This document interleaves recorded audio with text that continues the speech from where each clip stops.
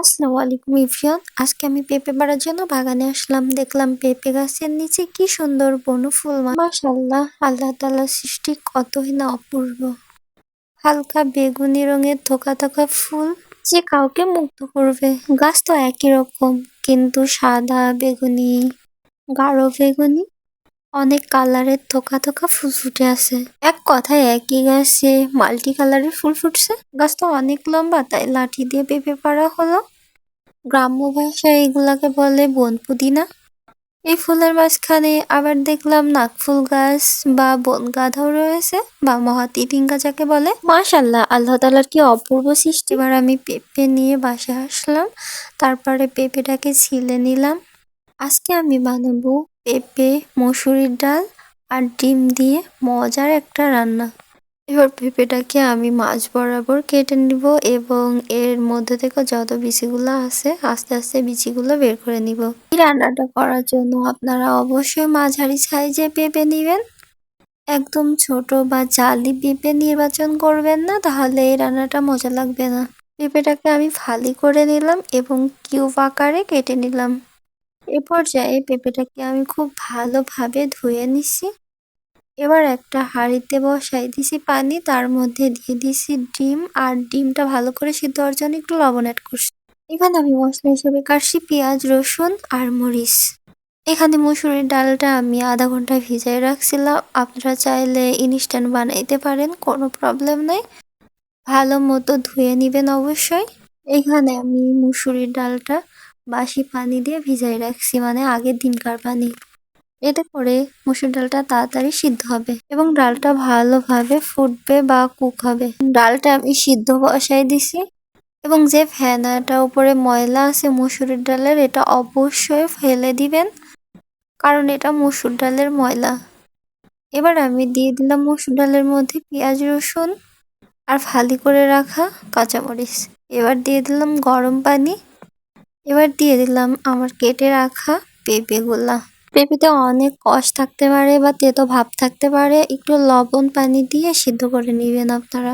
যেহেতু আমাদের বাগানে পেঁপে, আমরা জানি এর স্বাদ কেমন, আর তেতো ভাব তো নাই। আপনারা অবশ্যই এখানে গরম পানিটা ইউজ করবেন। এবার ডিমটাকে আমি ব্রাউন কালার করে ভেজে নিব। আমার ছিলে রাখা সবগুলো ডিমকে আমি একে একে ভেজে নিব।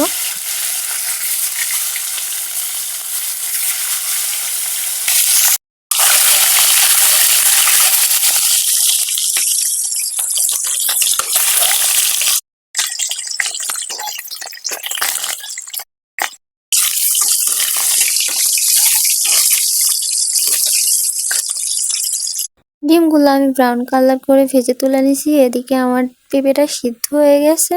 আপনারা আপনাদের প্রয়োজন অনুযায়ী ঝোল বাড়িয়ে বা কমায়ে দিতে পারেন। পেঁপেটা সিদ্ধ হয়ে গেছে, এখানে আমি দিয়ে দিলাম 1 চামচ হলুদ গুঁড়া আর স্বাদ অনুযায়ী লবণ। পেঁপেটা যেহেতু সিদ্ধ হয়ে গেছে, আপনারা ঘুটনি দিয়ে একটু চাপ দিয়ে নেবেন, বেশি একেবারে ঘন্ট করার দরকার নাই। এবার আমি আরেকটা কড়াইতে দিয়ে দিলাম গরম মশলা, মানে এলাচ আর দারুচিনি, দিয়ে দিলাম কুচানো রসুন আর পেঁয়াজ, আর দিয়ে দিলাম জিরা।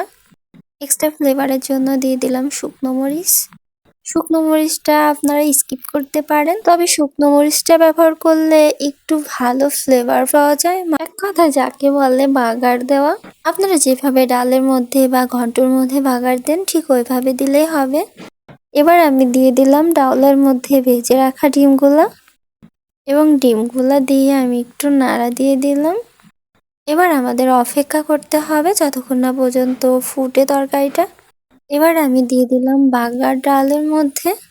এক্সট্রা আরেকটু ফ্লেভারের জন্য আমি অ্যাড করলাম এখানে কুচানো কাঁচা ধনেপাতা। যে কোনো রান্নায় কাঁচা ধনেপাতাটা ব্যবহার করলে রান্নার স্বাদ আরো 3 গুণ বেড়ে যায়। লাস্টে আপনারা জিরা গুঁড়া দিয়ে নামায় নিতে পারেন এই মসুর ডাল, ডিম আর পেঁপে তরকারিটাকে। আমি ভাজা জিরার গুঁড়াটা স্কিপ করে গেছি। অনেক রকম তো ডিম রান্না করে খাইছেন, তাহলে এভাবে একদিন বাসায় রান্না করে দেখেন, মজা লাগবে ইনশাল্লাহ। নতুন আর ইউনিক। তাহলে চলুন এই রেসিপিটার গল্প শেয়ার করি আমার লাইফে। আমি ক্লাস 8-এ পড়ি, নতুন নতুন ভাবির বিয়ে হয়েছে। যেহেতু খালাদের বাসায় কেউ নাই, ভাবি আমাকে ডাকলো, আমি গেলাম। ভাবি রান্না করলো ডিম এই মসুর ডাল আর পেঁপের তরকারি। বিয়ে করার ৪-৫ দিন পরে শ্বশুরবাড়িতে ভাবির প্রথম রান্না ছিল। মাশাআল্লাহ, আমার কাছে সেদিন এত ভালো লাগছিল ভাবির রান্নাটা। তারপরে আমি বাসায় রান্না করে খাওয়ানোর পর সবাই বাহবা দিছিল, প্রশংসা করতেছিল। সে সময় তো আমি রান্নার বুঝতাম না। ধন্যবাদ ভাবি আপনাকে এত ভালো আর সহজ একটা ঝটপট রেসিপি শেখানোর জন্য। দেখে ঝামেলার মনে হলেও এত সহজে রান্নাটা করা যায়। আপনার বাসায় অবশ্যই ট্রাই করে দেখবেন। এই তরকারিটা আপনারা ভাত, রুটি, নান, পোলাও, পরোটার সাথে খেতে পারেন। ভালো লাগবে ইনশাল্লাহ। ভিডিও ভালো লাগলে আমার পেজটিকে ফলো আর সাবস্ক্রাইব করতে ভুলবেন না। আর ফেসবুক থেকে দেখে থাকলে অবশ্যই একটা ফলো দিয়ে দিবেন। দেখা হবে আবার অন্য কোনো রেসিপিতে। ততক্ষণ খুব ভালো থাকবেন, সুস্থ থাকবেন। সবাইকে আল্লাহ হাফেজ।